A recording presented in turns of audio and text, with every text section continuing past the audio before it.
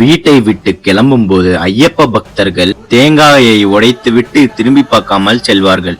கல்லும் முள்ளும் உள்ள பாதைகளில் தன்னை நாடி வரும் பக்தர்களை ஐயப்பன் பாதுகாப்பாக பார்த்து கொண்டு வீட்டுக்கு திருப்பி அனுப்புவார். ஆனால் வீட்டை விட்டு ஒரு ஆண் கோவிலுக்கு சென்ற பிறகு அவரோட குடும்பத்தினர்கள் தனியாக இருப்பார்கள்.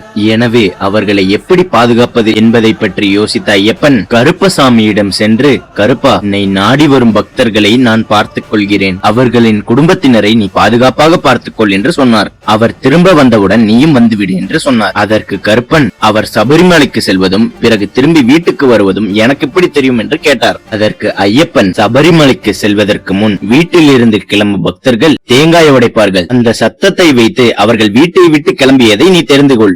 அதை போல் சன்னிதானத்தில் இருந்து வீட்டுக்கு வந்ததும் ஒரு தேங்காய் உடைப்பார்கள். அதை வைத்து நீ திரும்பி வந்துவிடு என்று கூறினார். இதனால் தான் ஐயப்ப பக்தர்கள் கட்டாயமாக தேங்காய் உடைக்கிறார்கள்.